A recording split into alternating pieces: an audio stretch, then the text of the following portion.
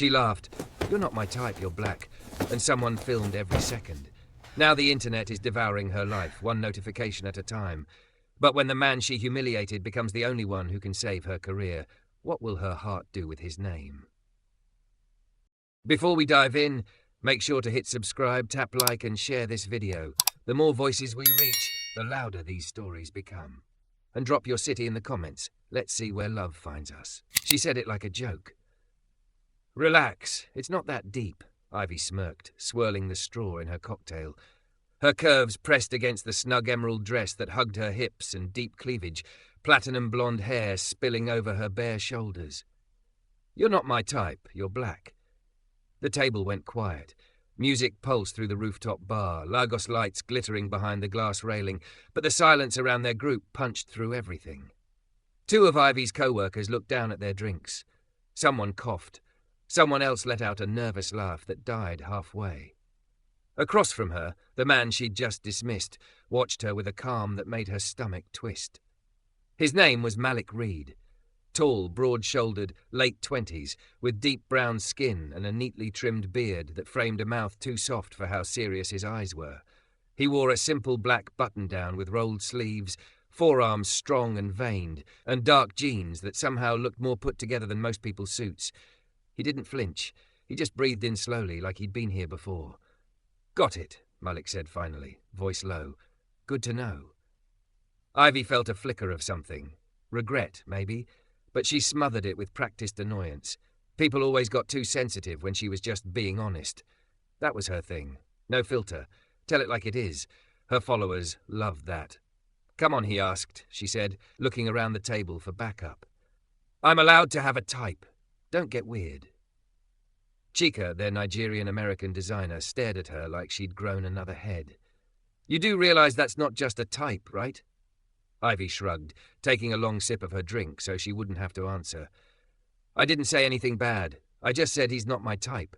"We good?" she said, turning her eyes back to Malik, expecting him to make it easy and laugh it off. He didn't. He gave her a small, polite smile that felt more like a closed door. "I'm not auditioning," he said. "I'm consulting."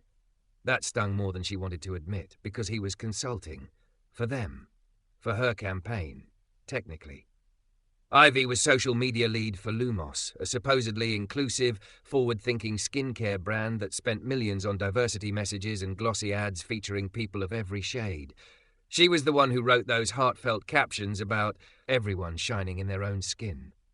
And last week, Malik Reed had been introduced as the external consultant brought in to help them stop making performative, tone-deaf mistakes.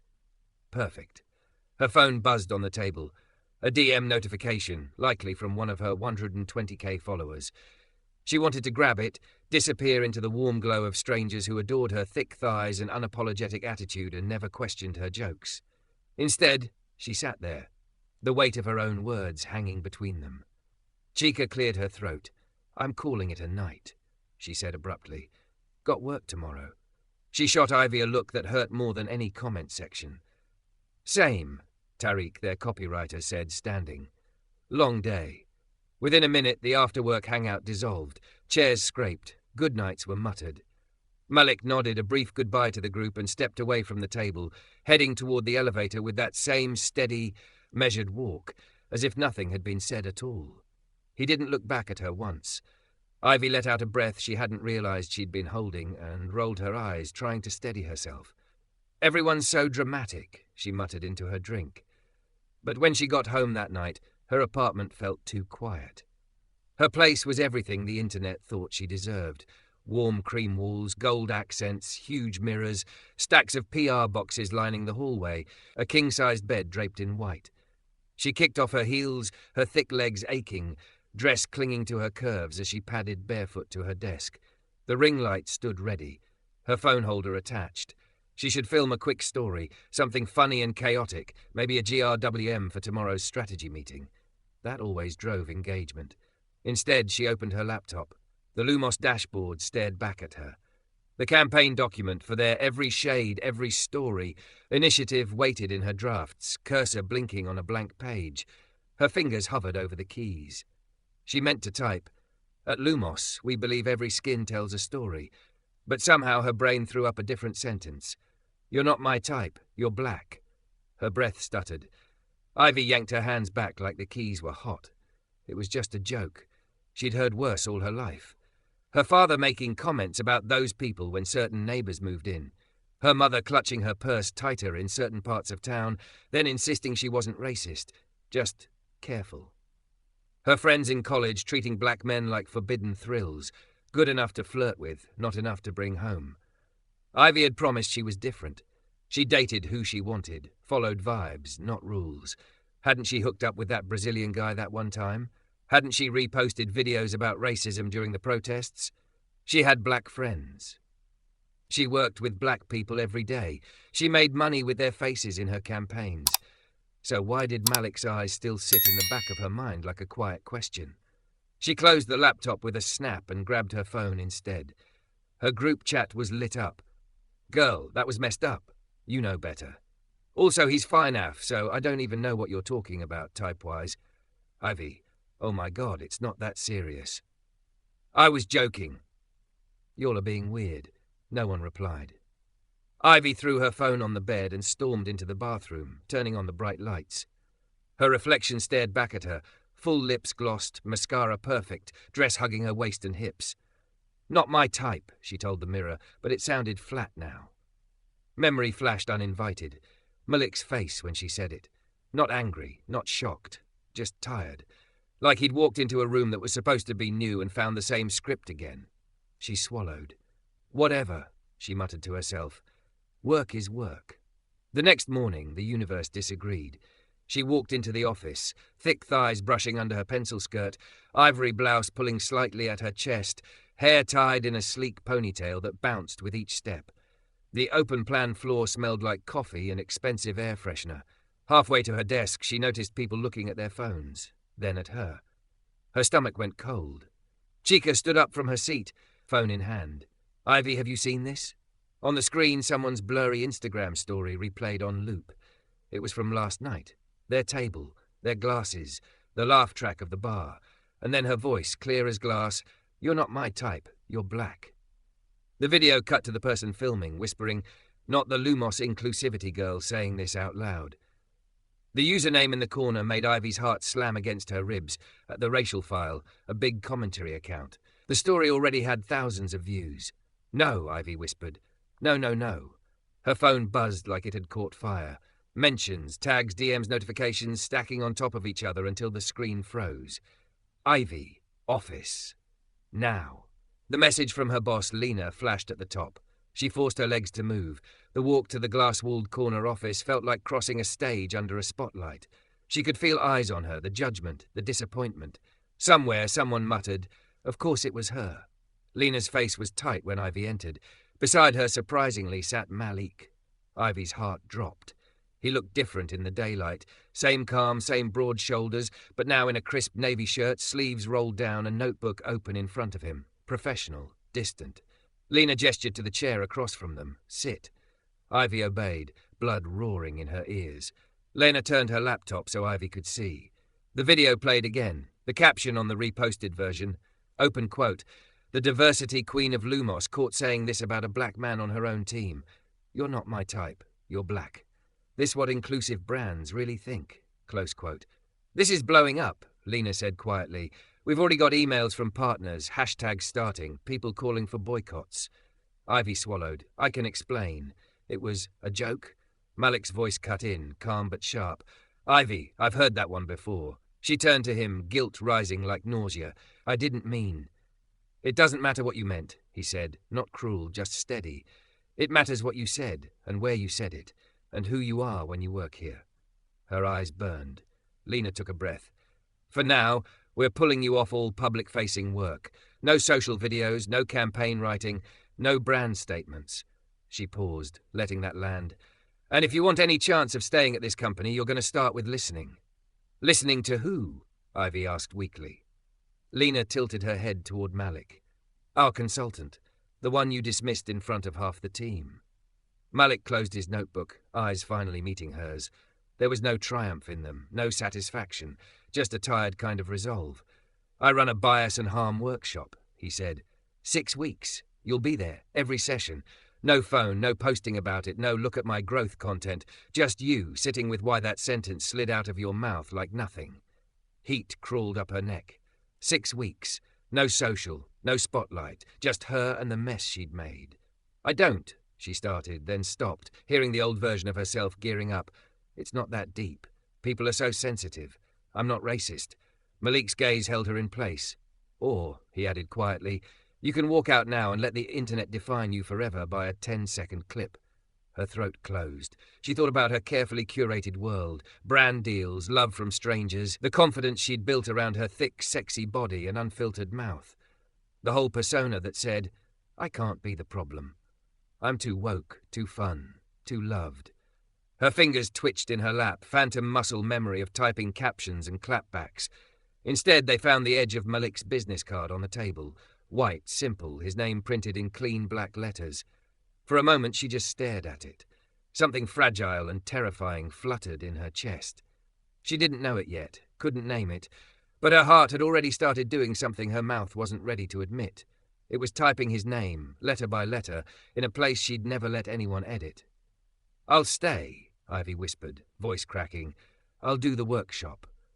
Malik nodded once, as if he'd expected her to say that, and braced himself anyway. Good, he said softly. Then this is where it starts. The first session felt like punishment. Ivy sat in the second row of the small conference room, her curves squeezed into a plastic chair that creaked every time she shifted. Someone had turned the AC too high. Goosebumps prickled along her bare forearms, making her wish she'd worn something other than a short-sleeved blouse that pulled across her chest. A printed sign on the wall read, Bias and Harm Workshop, internal only. Her name was on the attendance sheet, underlined twice. Malik stood at the front of the room, sleeves rolled neatly to his forearms, a simple watch at his wrist. No slides, no flashy presentation, just a whiteboard and a stack of sticky notes. Ground rules, he said, voice calm but steady.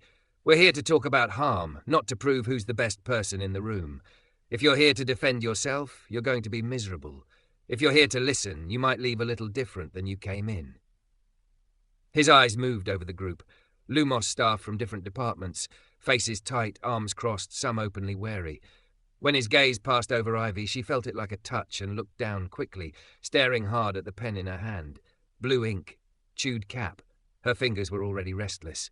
First exercise, Malik said. Everyone gets 3 sticky notes. On each one, write a sentence you've heard or said that dehumanized someone. No names. Just the sentence. You can fold it if you want. No one will know who wrote what. No one. The words echoed in Ivy's chest, mocking. The whole internet knew what she'd said. Around her, pens began to scratch. Chica, sitting 2 seats away, hunched over her notes, jaw tight. Tariq stared at his pad for a long moment, then started writing. Ivy stared at her blank note. Her hand cramped around the pen. She knew exactly what sentence should go there. It buzzed in her ears like a mosquito. You're not my type. You're black. Her throat burned. She wrote instead, open quote, I'm just saying what everyone thinks. Close quote, coward. She scribbled another, open quote, they're not like us. Close quote. The third sticky note stayed blank, the empty space pressing on her lungs. Malik moved through the rows with a cardboard box, collecting each folded square. When he reached Ivy, their fingers brushed as she dropped hers in. Electricity shot up her arm. She snatched her hand back like she'd been burned. He didn't react, just kept going. When the box was full, he set it on the front table. Okay, he said softly. Let's hear what we're actually living with. He pulled out the first note, unfolded it, and read it aloud. 1. They're just playing the race card. Silence. Another note. I don't see colour, I see people. A few nervous laughs. Malik didn't smile. You're pretty for a dark girl. Ivy winced. He kept pulling notes, one after another, sentences that felt like slaps, little cuts wrapped in jokes and preferences and compliments. Some she'd heard her parents say, some she'd thought, some she'd typed then deleted, her fingers knowing better than her pride. Then he paused on one. He unfolded it slowly, gaze lingering on the paper for a moment longer than the others. You're not my type, you're black. The room shifted. Chairs creaked. Someone sucked in a breath. Ivy felt every pair of eyes swing toward her, even though no one was supposed to know. Her face went hot, then cold, like she'd been plunged into ice water.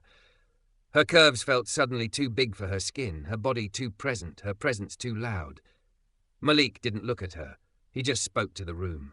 "Let's sit with that for a second," he said quietly. "No commentary, just hear the words." They hung in the air, cruelly familiar. The exact cadence of her voice from the video replayed in her head, echoing off the walls of the internet, and now these four. He set the note down carefully, like it was something fragile and dangerous at the same time. "This," he continued, "is what some people get hit with when they're just trying to exist. In bars, in offices, in so-called safe spaces, wrapped up as a joke, or a preference, or honesty." His voice never rose, but Ivy felt every word land in her chest, heavy. "Here's the thing," he said. "Nobody is obligated to be attracted to anyone. Attraction isn't owed. But when your type is defined by a whole group of people being off limits because of their race, that's not just about dating. That's about what you think they are." Her fingers dug into the notebook on her lap. Her eyes blurred. Malik finally looked at her. Not accusing, not gloating, just seeing. "I'm not going to ask who wrote that note," he said, still holding her gaze. "But I will say this. The person who did has an opportunity that most don't get. They get to see what that sentence does to a room and decide if they're okay being the reason it exists." Ivy's eyes dropped. Her mascara threatened to smudge. She blinked hard, tilting her head so the tears wouldn't fall. Thick blonde strands slipped from her ponytail, framing her flushed cheeks. Her chest rose and fell, blouse straining a little with each breath. He moved on, reading other notes. But she barely heard them. All she could hear was the sound of her own voice from that night, and Malik's calm reply, "I'm not auditioning." When the session finally ended, people filed out in quiet pairs and trios, voices hushed, the usual office banter gone. Chica glanced back at Ivy once, eyes soft with something like warning and pity mixed together. Ivy stayed seated, hands clenched in her lap. She didn't know how long she sat there after everyone left, the buzz of the air conditioner filling the silence. Eventually she felt rather than heard someone move in front of her. She looked up. Malik stood with his hands in his pockets, half leaning against a table. He didn't look angry, and somehow that hurt worse. "You stayed," he said. She gave a wet, humorless laugh. "Thought I was supposed to." "You were allowed to bolt," he replied. "People do." She swallowed. "Did you know it was me?" His mouth twitched, not quite a smile. "I didn't need the note for that, Ivy." Her eyes burned again. "I'm sorry," she blurted. "I know you've heard that a lot and it probably doesn't mean anything anymore, but I am. I said something ugly and I tried to hide behind it's just a joke. And now it's everywhere and her voice broke. Damn it. She hated crying in front of people. Hated looking weak. Hated the way tears made her feel like her thick, confident presence was melting into something messy and unlovable. Malik watched her carefully. "I'm not interested in watching you fall apart," he said gently. "I'm interested in whether you're willing to change." She sniffed, dragging the back of her hand under one eye. "What does that even look like? I can't rewrite the internet. I can't make people unhear it." "No," he agreed. "You can't control what people think of you now, but you can decide whether this is the worst thing you ever say, or just the first thing you never question." His words landed like a stone dropping into water, ripples spreading. "I grew up hearing things like that all the time," he added after a moment. "From teachers, from people I dated, from co-workers. It teaches you real fast where you stand." She forced herself to meet his eyes. "And where is that?" He held her gaze steadily. "Outside. Until proven otherwise." Something inside her cracked. "I don't want to be that person," she whispered. "Then don't protect her," Malik said. "Don't defend the version of you who said it. Let her be wrong. Let her be uncomfortable. Let her die off so something better can grow." Ivy let out a shaky breath. She'd built her whole persona on never being wrong, on being the bold one in the room. Letting go of that felt like stepping off a cliff. "Okay," she said. "What do you want me to do?" He nodded toward the notebook still clenched in her hands. "Tonight, go home and write down every time in your life you heard someone talk about black people like they weren't fully human. Then write what you felt in those moments, what you agreed with, what you swallowed." Her stomach flipped. "That's a lot." "It is," he said, "and it's still just the beginning." She nodded slowly, fingers loosening on the notebook. On the corner of the page, she'd been doodling without realizing, loops and lines that, now that she looked, spelled M. She'd started to write his name. Heat rushed to her face again. She slammed the notebook shut. Malik pretended not to notice, standing up straight. "We've got 5 more weeks. You'll hate me sometimes. You'll want to quit. That's normal." "Do you hate me?" she asked before she could stop herself. He paused. "No," he said finally. "I don't have the energy to hate every person who says that sentence, but I do remember them." His eyes softened, just a fraction. "I'd rather remember who you become after this." The room felt too small. Her heart felt too big. "Okay," she whispered again. Over the next days, her world shrank. No more brand events, no more camera-ready stories where she spun her life into glossy clips. Her thick, curvy body that she used to display proudly for sponsored posts now moved mostly between her desk, the quiet meeting rooms, and her couch at home, wrapped in oversized t-shirts instead of tight dresses. Her phone was still on fire, but she stopped reading the comments. Instead, she opened that notebook every night. She wrote down her father's rants when a black family moved next door, her aunt joking about good hair, her friend in university who whispered, "He's hot, but my parents would kill me if I brought a black guy home." And the truth, how she'd laughed, how she'd stayed quiet, how some part of her had absorbed it all as normal. Once at 2 a.m., hand-cramping, she realized she'd written his name again. Just his first name this time, filling the margin. Malik. Malik. Malik. As if her heart kept reaching for him while her head wrestled with itself. In the second week, the workshop moved off-site. "We're meeting at the community centre," Malik had announced. "Bias doesn't just live in corporate reports. It lives where people either show up or don't." The building was in a neighborhood Ivy had only ever driven past with her windows up. Inside, bright murals covered the walls, kids' voices echoing all the way to the entrance. It smelled like sweat, pencil shavings, and something being cooked in a back kitchen. Malik was already there when she arrived, wearing a faded t-shirt with the centre's logo and dark joggers instead of his usual crisp shirts. He was laughing with a group of teenagers, easy and unguarded, high-fiving one boy who'd clearly just said something wild. He looked different. Softer around the edges, brighter. Her chest gave a traitorous thump. He caught sight of her and raised a hand in greeting, nothing more. No special smile, no extra warmth, just professional recognition. It shouldn't have disappointed her as much as it did. "Today," he said once the group was gathered, "we're not just talking. We're stocking shelves, serving food, tutoring. You're going to be useful and quiet. Listen more than you speak." Ivy found herself in the storage room with him later, lifting boxes of donated supplies. The work was heavier than she expected. Her thighs burned, curves working against the awkward angles. Malik noticed her struggling with a stack almost as tall as she was. "Careful," he said, stepping in. His hand brushed the small of her back as he steadied the box, just for a second. Heat shot through her spine. "Got it?" "Yeah," she breathed, though she wasn't sure if she meant the box or the single touch. They slid the box onto the shelf together, shoulders almost touching. She caught a faint sandalwood and laundry smell from him, clean and warm. Her heart, the traitor, started typing again. L. She clamped down on it, straightening too quickly. "So this is what you do when you're not ripping people apart in workshops." He gave her a sideways look. "I don't rip people apart," she snorted softly. "Felt like it." "That's because you're used to people letting things slide," he replied. "There's a difference." Their eyes met in the dim light of the storage room. For a moment there was no workshop, no scandal, no video, just the quiet awareness of two people standing too close, history between them, something new flickering at the edges. Ivy's breath caught. She looked away first, grabbing another box. "Okay, coach," she said, trying for lightness and hearing the wobble in her own voice. "Tell me where this goes."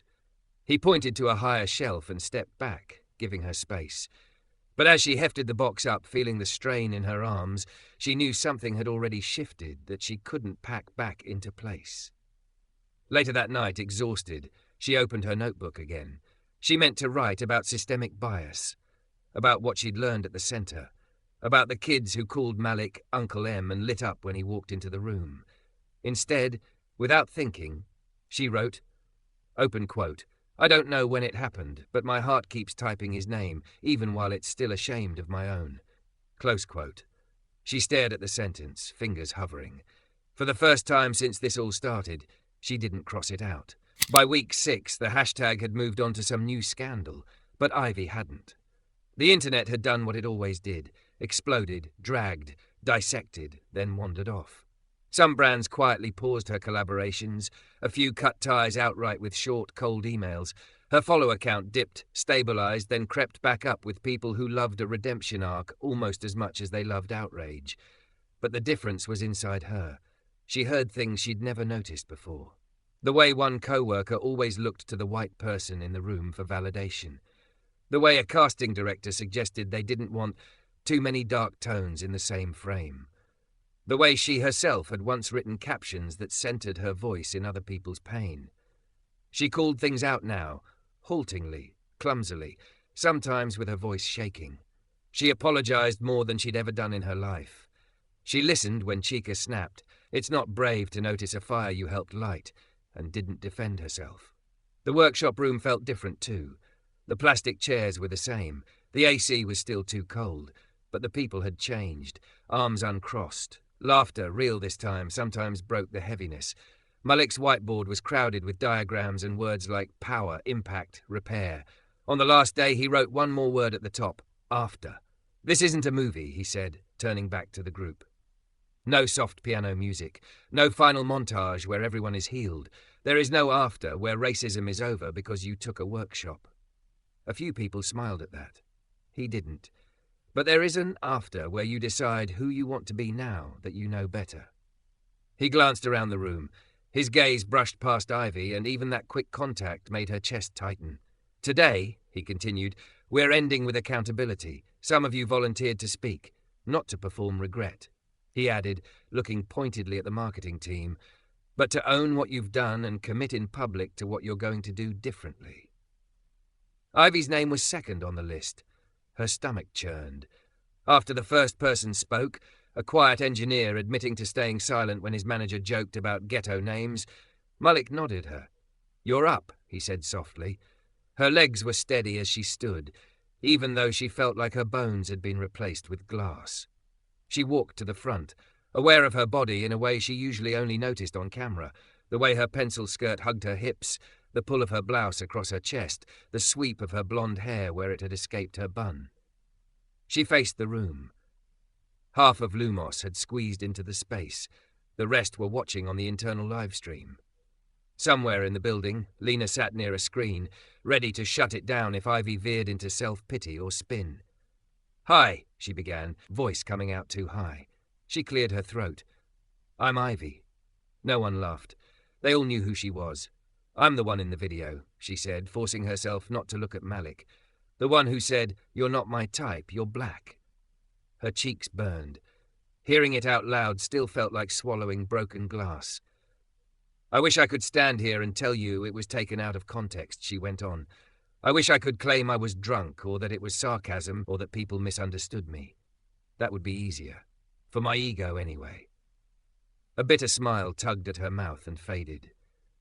But the truth is, I meant it when I said it. I meant it because I grew up around people who talked like that without anyone checking them. I meant it because I thought my attraction was a private preference, not a public verdict on who was worthy of being seen as desirable. I meant it because somewhere along the way, I swallowed the idea that black men were other. Good for aesthetics in my campaigns, good for clout in our diverse ads, but not for me. Her voice wobbled on the last word. She tightened her grip on the notes in her hands. I told myself I couldn't be racist because I posted the right graphics at the right times, because I used the right hashtags, because my body was thick and curvy and I'd been judged for that, so I knew what it was to be treated like a stereotype. I thought that made me immune. She shook her head. It didn't. It just made me loud and wrong. The room was utterly silent. She drew in a breath, Malik's homework echoing in her mind. Don't center your guilt. Center the harm. So here's what I know now, she said more quietly. When I said that sentence, I wasn't just talking to Malik. I was telling every black person who's watched that clip that there are still rooms where they are prejudged and dismissed before they open their mouths. And I did it while working for a brand that profits off the language of inclusion. Her eyes blurred. She blinked hard, but one tear slipped free anyway. I'm sorry, she said, and for the first time since this all began, she didn't rush the words. Not the sorry you got upset version. I'm sorry for the harm, for adding to a lifetime of being told, directly and indirectly, that you're unwanted. I'm sorry for every time I didn't question the messages that built that sentence inside me. She swallowed. It is not Malik's job, or any black person's job, to educate me, she said. The fact that he chose to show up and do that work anyway doesn't make me grateful. It makes me responsible for what I do with what he's given this company. She glanced at him then, just for a second. He was watching her, face unreadable, but his eyes were softer than they'd been that first night on the rooftop. So, here's my commitment, she continued. Public-facing or not, I will not sign my name to any campaign that centers the brand over the people it claims to represent. I will put my body, she gestured at herself, at the curve she'd made a career out of, between lazy ideas and the people they harm, even if that means I lose deals or clout. Her hands shook now, but she didn't hide them. I don't expect forgiveness, she finished. Not from Malik, not from my co-workers, not from the strangers on the internet who only know me as a 10-second clip. This is not my redemption tour. This is me standing in my own mess and saying, I did this. I am learning. I am going to spend a long time making sure the person who said that sentence doesn't get the microphone again. Her voice thinned on the last words. And that's all. She stepped back, heart pounding. Silence stretched, sharp and bright. Then from the second row there was a small sound. Chica sniffed, eyes wet, and murmured, "Okay," under her breath. Tariq nodded once, a tight, approving jerk of his chin. It wasn't applause. It wasn't absolution. It was something realer. Malik stepped forward. "Thank you," he said simply. "That's the work." He didn't say good job. He didn't say you're fixed now. He just moved on to the next person, leaving Ivy to sink back into her chair, breathing hard, her whole body humming with adrenaline and fear, and something that felt like a tiny, hard-won kind of peace. Later, when the room had emptied and the internal stream had ended, Lena found her in the hallway. "You did well," Lena said quietly. "We'll never be able to prove to anyone online that it wasn't a PR stunt. But I saw you. I've seen you these weeks." Ivy nodded, throat tight. "Am I fired?" Lena huffed out a humorless laugh. "I'd like to fire the version of you from 2 months ago," she said. "The one from today? I want to see what she does next. We'll reintroduce you slowly, internally first. No soft focus apology video. No brand statement with your face. Just better work." Relief and responsibility crashed together in Ivy's chest. "Okay," she whispered. "Thank you." When Lena left, Ivy lingered by the elevators, notebook clutched to her chest. Her heart was still racing. She wanted to go home, crawl into bed, disappear. Instead, she pressed the rooftop button. The air up there smelled like the first night. City heat, distant smoke, something fried from a nearby food stall. The glass railing still overlooked the Lagos skyline, lights glittering under a deepening purple sky. She stepped out into the open and froze. Malik was already there. He leaned against the railing, hands in his pockets, shirt sleeves rolled up. For a heartbeat, it felt like the scene had looped. Same bar, same man, same city. Only she was different. "I can go," she blurted, "if you wanted to be alone." "It's okay," he said, turning toward her. "Plenty of rooftop for both of us." She walked over slowly, stopping a respectful distance away. The hum of traffic rose from below, a steady white noise. "So," he said after a beat, "how do you feel?" "Like my insides got scraped out with a spoon," she admitted, "and like I can breathe for the first time in weeks. It's weird." He smiled slightly. "That's about right." They stood in silence for a moment, side by side but not touching. The city glittered beneath them. Somewhere below, in 100 apartments, people were typing, scrolling, living lives that had nothing to do with her worst moment. "I keep thinking about the night on this rooftop," Ivy said quietly. "How sure I was of myself, how I laughed." "I remember," he said. "Hard to forget." "Did you hate me?" she asked, a little scared to hear the answer. He took his time. "No," he said at last. "I was hurt, angry, tired, not surprised. I did think, of course." He glanced at her. "But hate? No, that takes energy I'd rather give to people who actually want to change." She bit her lip. "Do you think I have?" He studied her face, not letting her wriggle away from the question. "I think you've started," he said. "And I think you understand now that it doesn't earn you a cookie." A laugh escaped her, startled and genuine. "You and your no-cookie policy. It keeps people honest." She looked down at her hands on the railing, fingers laced. Her nails were chipped. She hadn't bothered to repaint them in days. She looked less like an influencer and more like a person. "So what happens now?" she asked. "With work, I mean, with everything." "Work," he said, "goes on. I'll send Lumos my final report. Recommend next steps. Train whoever takes over running these sessions internally. I might stick around as a consultant if they don't annoy me too much." "And with other things?" she asked, heart beating faster. He hesitated. "I told myself I wouldn't get personally involved with anyone in the workshop," he said slowly. "Lines are there for a reason." Her chest clenched. "Right, of course, that makes sense. But," he added, and her head snapped up, "the workshop is over now." She stared at him. He looked back at her, gaze steady, but there was something new there now, something warmer, unshielded. "I've watched you these weeks," he said. "Not just today in front of the cameras, in the side conversations, in the way you called your dad and didn't let him slide, in the way you let kids at the center climb all over you without taking selfies for proof." His mouth quirked. "You're not who you were that night." Her heart pounded so loudly she could hear it over the traffic. "Malik," she began, then laughed softly, nerves bubbling up. "My heart's been, this is going to sound ridiculous, my heart's been typing your name for weeks, and my head's been yelling at it to shut up because I didn't deserve to even think about you like that after what I said."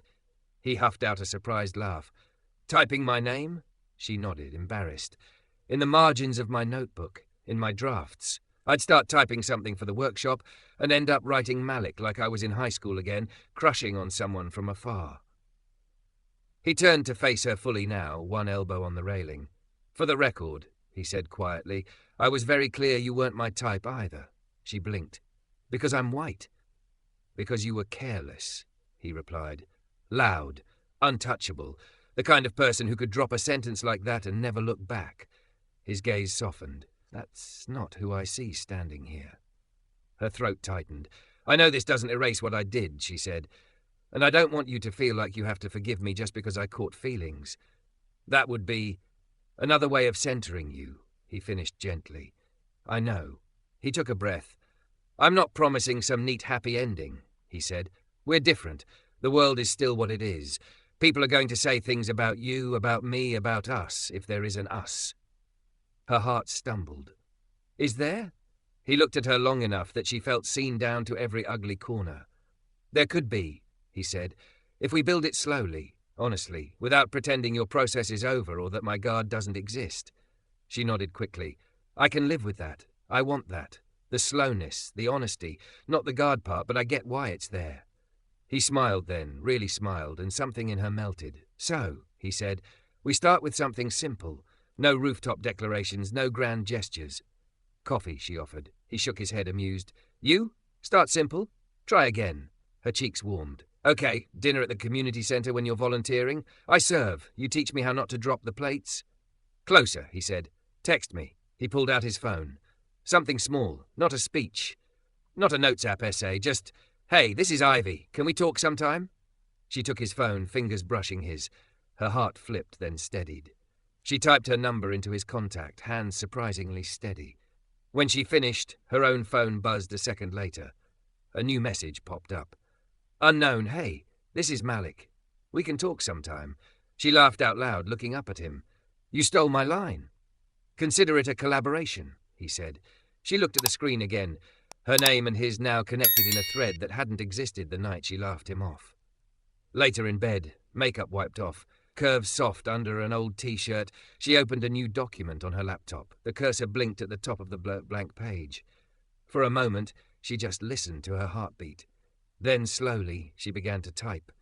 Not a brand statement, not an apology for public consumption. Just, open quote, "I thought he wasn't my type because he was black. The truth is he's my type because he's steady, honest, and unwilling to let me stay small. And my heart, messy as it is, knew it before I did." Close quote. She smiled to herself, saved the document, and picked up her phone. This time she typed his name on purpose.